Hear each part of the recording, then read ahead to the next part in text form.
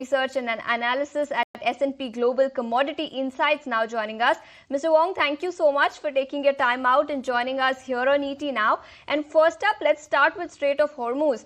A lot of action that we are seeing. Iran has, of course, in the past threatened to block this waterway, but it has not really done that. How do you assess the entire situation, fears of supply disruption, and what this means for the oil market?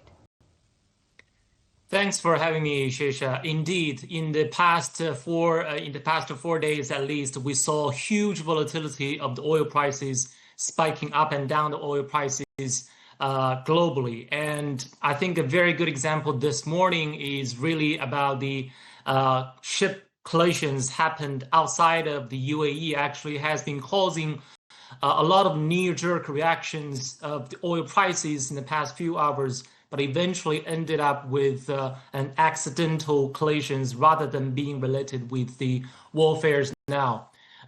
Coming back to this kind of very critical choke point, as you highlighted, which is the Strait of Hormuz. Indeed, I think the Strait of Hormuz actually has been transporting and transiting through roughly more than 20 million barrels of crude oil and refined products. If anything happened in that trade flow choke point, definitely that will cause huge volatility to the oil prices. But the good news so far is that even over the weekend, we saw some potential attack and also targeting different refineries in Israel and Iran, also gasoline tankages in Tehran, for example. But still so far, I think the impact is still not being escalated to the oil trade flows, and therefore we do not think for now, the market actually is being pricing in a major disruption of the Strait of Hormuz in coming days. Okay, so the market is clearly pricing in any kind of supply disruption that we could possibly see. But Mr. Wang, if you can answer the question on where oil prices are headed from here on. One, of course, if the situation does not escalate going forward, do you expect Brent crude to sustain around the $75 per barrel mark? And part B, if at all the situation were to worsen, how much could oil prices inch higher by? Yes, indeed. I think, first of all, there has been no sign of de-escalation as of today, right? So actually, in coming hours or days, definitely we will likely see some potential escalations between the two sides by having more rounds of intensified attacks from the two sides.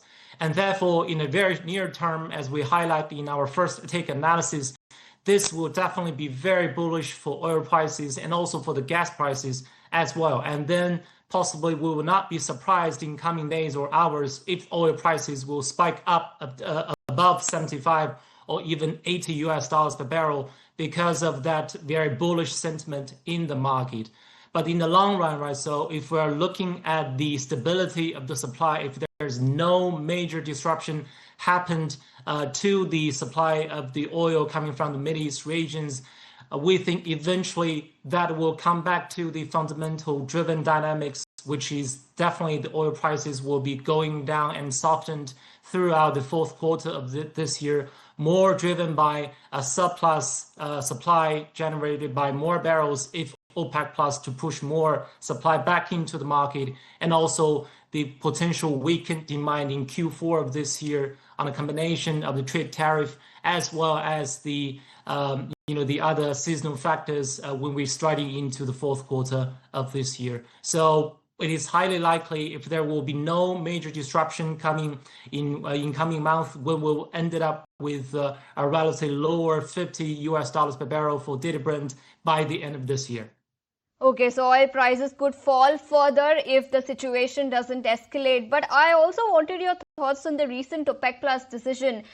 They started their unwinding in the month of April, followed by a 411,000 barrel per day output hike in May, June and July.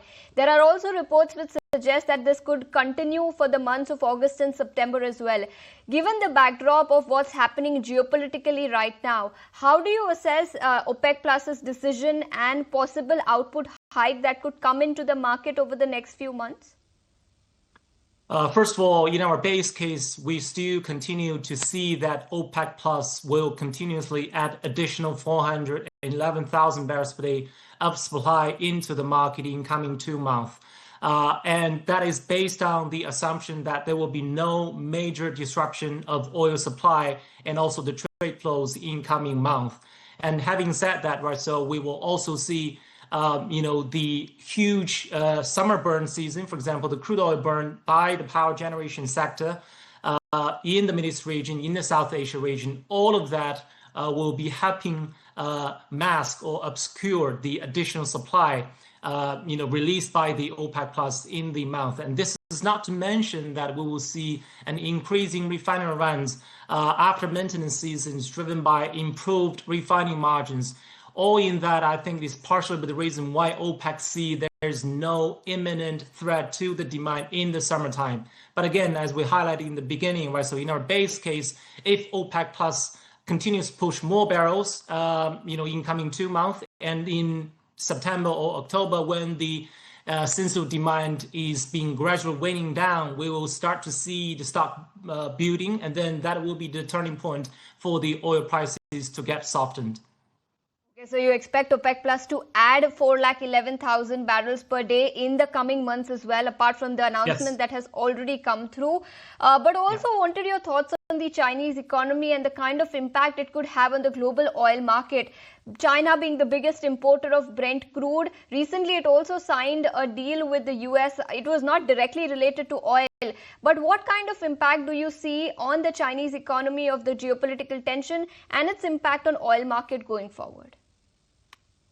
First of all, I have to clarify there has been no kind of deal being signed between the two sides. They only reached to a relatively preliminary framework to start the trade negotiations in coming month. I think that is very good sign, at least for de-escalating the trade tensions between the two largest big trading partners in the world.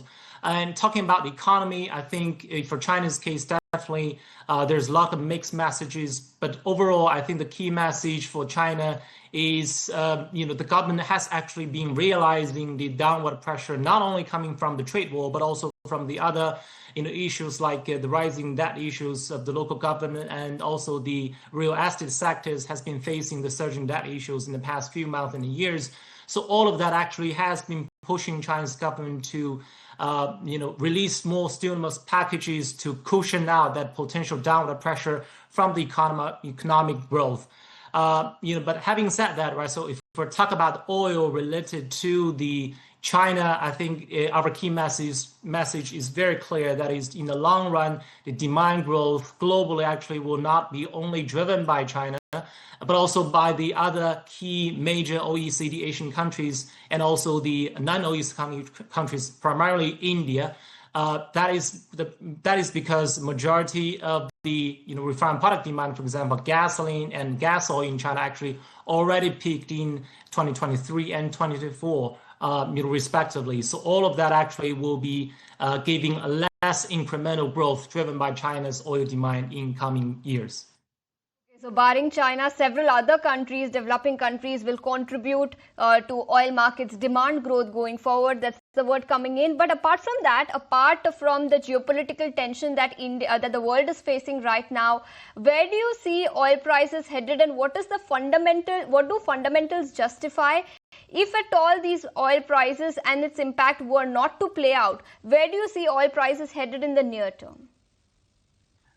If we're talking about the very near and short term, we'll talk about next 3 months. If there will be no major disruption to the oil trade flows, I think that globally, even if OPEC Plus is adding more barrels to the supply side, it will be fully absorbed by the crude oil burn and also the refinery runs. And having said that, I think the oil prices for dated Brent, for example, on a monthly basis, it will still standing at around 70 and even maybe lower, higher 69 or 68 or lower 70s in coming weeks and months.